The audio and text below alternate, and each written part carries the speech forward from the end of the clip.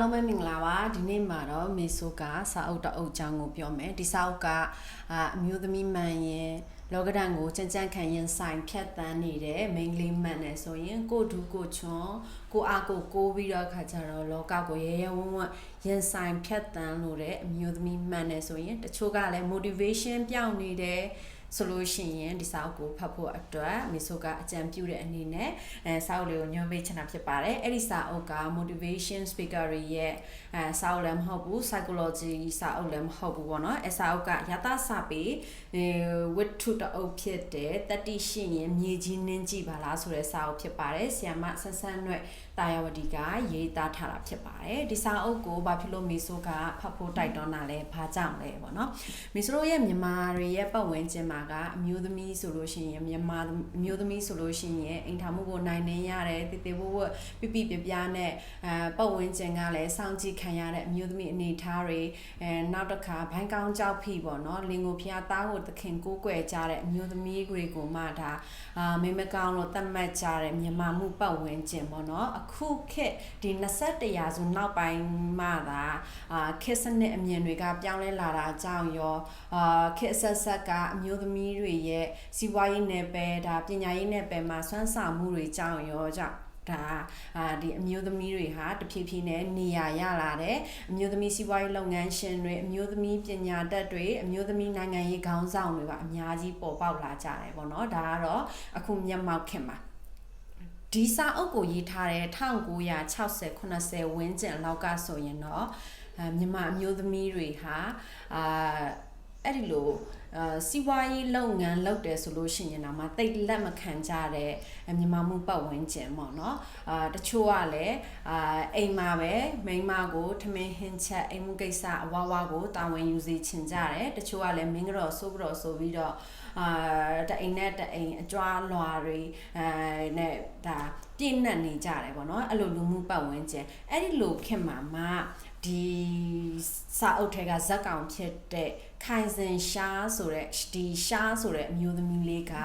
သူ့ရဲ့ဖခင်ဖြစ်တဲ့ဒီရွှေတောင်ကြီးကွယ်လွန်သွားတဲ့အချိန်မှာကျတော့သူတယောက်တည်းလောကကြီးကိုရင်ဆိုင်ရဖို့ဖြစ်လာပြီသူကစင်းရဲနှိမ်ပါတဲ့အလွာထဲကမဟုတ်ဘူးအထက်တန်းလွာကိုမှစော်ဝါမျိုးနွယ်ဝင်ထဲကတယောက်သူ့အဖေဆိုလို့ရှိရင်လည်းဘိုကပြားတယောက်ဆိုတော့သူကတကယ်အထက်တန်းလွာတယောက်ပေါ့ကွယ်နောက်ပြီးတော့သူကရင်ဖွင့်ပြောပြနေတဲ့ကိုဆိုတဲ့သူကကြတော့မြမသွေးအစ်စ်ဒါပေမဲ့အဲ့ဒီကိုရဲ့မိသားစုအတိုင်းဝိုင်းကကြတော့ဒီအထက်တန်းလွာထဲကမှဘိုးစိတ်နည်းနည်းဝင်နေတယ်မြမမှုဆိုလို့ရှိရင်တိတ်အထက်မကြီးတဲ့သူတယောက်ပေါ့ကွာဆိုတော့ရှားကသူ့ကိုရင်ဖွင့်ပြောပြတယ်သူ့ရဲ့အဖြစ်တစ်နှစ်တွေကိုရင်ဖွင့်ပြောပြတဲ့ပုံစံနဲ့ဒီစာအုပ်မှာရေးသားထားတာဖြစ်တယ်ဆိုတော့ဒီစာအုပ်မှာကလေဒီခိုင်စင်ရှားကကျောင်းတက်ရင်နဲ့သူ့အဖေဆုံးသွားတဲ့အခါမှာစီးပွားရေးကျောင်းကိုနှကန်းတော့မသိဘဲနဲ့ဒီစီးပွားရေးလောကထဲကိုစံတဝါနဲ့ဝင်တယ်ရုပ်ရှင်လောကစီးပွားရေးဒီလောကထဲကိုမဥမလင်နဲ့ရောက်လာတယ်အဲ့လိုရောက်လာတဲ့အခါမှာသူကန်တရားအလဲပြောင်းကြောင်းမလို့အောင်မြင်မှုတွေရတဲ့အခါလဲရတယ်နောက်တစ်ခါလူလိမ်လူညာလူဘော်ကြော့တွေမထင်ထားတဲ့သူတွေကသူ့ကိုနောက်ကျောနဲ့နောက်ကျောကိုဓာတ်နဲ့ထိုးရတဲ့သူတွေလည်းရှိတယ်ပေါ့နော်ဆိုတော့ကိုယ့်ရဲ့ဒီငွေရှင်ကြေးရှင်ဆိုတဲ့မာနတရားကိုမချလို့တာနောက်တစ်ခါအထက်ကြီးပြက်ဆိုတဲ့သဘောတရားကိုလည်းလက်မခံလို့တဲ့အတွက်ကြောင့်မလို့ဒါသူကစီးပွားရေးကိုမာနနဲ့လည်းရှာတယ်မခံချင်စိတ်နဲ့လည်းရှာတယ်လောဘကြောင့်လည်းရှာတယ်လောဘတက်တဲ့အခါမှာအမားယွန်းတွေလည်းရှိတာပဲပေါ့နော်ဆိုတော့ဒီငွေဆုံးကြိုက်ပြီးတော့မွေးလာတဲ့ရှားဆိုတဲ့အမျိုးသမီးဟာပူပန်မှုဆိုတာဘာမှတော့မသိပဲနဲ့စီးပွားရေးကိုဇုံတိုးဝင်ခဲ့တဲ့အခါမှာအခက်ခဲတွေအများကြီးကြုံရတယ်ဆိုတော့ဒီအခက်ခဲတွေကိုသူဘလို့ရင်ဆိုင်ကြော်လွှားလဲပေါ့နော်ဒါကတတိရှိတဲ့အမျိုးသမီးတယောက်ရဲ့လောက်ရက်တွေရင်ဆိုင်မှုတွေတတိတွေကိုဖော်ပြတဲ့စာအုပ်တအုပ်လို့လည်းပြောလို့ရပါတယ်တချို့ကတော့စင်ရဲမှလောကဒဏ်လို့ပြောကြတယ်ပေါ့နော်ဒီထမင်းတလုတ်ကိုခက်ခဲရှာစားရတာလေလောကဒဏ်ဖြစ်တယ်လို့ ကိုမှရှိနေတဲ့ဥစ္စာတွေမပြောင်းမပြတ်အောင်ထိမ့်သိမ်းရတာ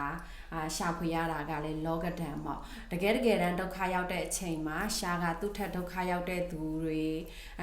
သူဒုက္ခရောက်နေတယ်ဆိုတာကမပြောပလောက်တဲ့အနေထားတွေဆိုတာကိုသူအများကြီးတွေ့ခဲ့ရတယ်နောက်ဆုံးမှသူဒီစီးပွားရေးနောက်ကိုလိုက်ရန်နဲ့ပေါ့သူလိုချင်တာအမှန်တကယ်ကဘာလဲအမှန်တရားကဘာလဲဆိုတာကိုသူကိုယ်သူလည်းရှာဖွေတွေ့ရှိသွားတဲ့အထိသူကရှာတွေ့ခဲ့တယ်ပေါ့ဆိုတော့ဒါကဒီစာအုပ်ကအမျိုးသမီးတွေအနေနဲ့ဒီအခက်ခဲတွေကိုရင်ဆိုင်တဲ့နေရာမှာတတိရှိခြေလန်းရဲ့ဖို့အတွက်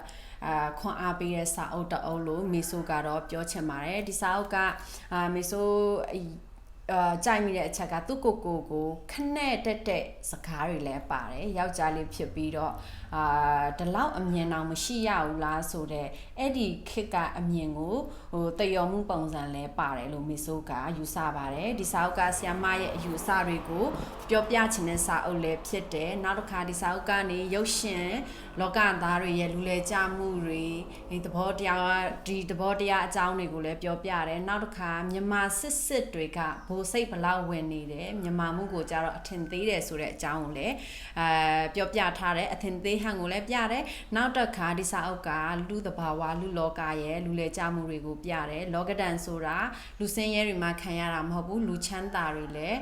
နည်းနည်းများခံရတယ်စင်ကလည်းစင်ထွားလောက်စိတ်ကလည်းစိတ်ထွားလောက်ကြွက်ကလည်းကြွက်ထွားလောက်ပေါ့နော်အားလုံးကတော့လောကဒဏ်နေပါပဲဆိုတော့ဒီလိုအကြောင်းတရားများစွာကြောင့်မလို့ဒီတတိရှိရင်မြေကြီးနှင်းကြည့်ပါလားဆိုတဲ့စာအုပ်ကဖတ်ကိုဖတ်တဲ့စာအုပ်တအုပ်ဖြစ်ပါတယ်ဆိုတော့လူတွေအားလုံးကလည်းကိုရောက်နေတဲ့အနေအထား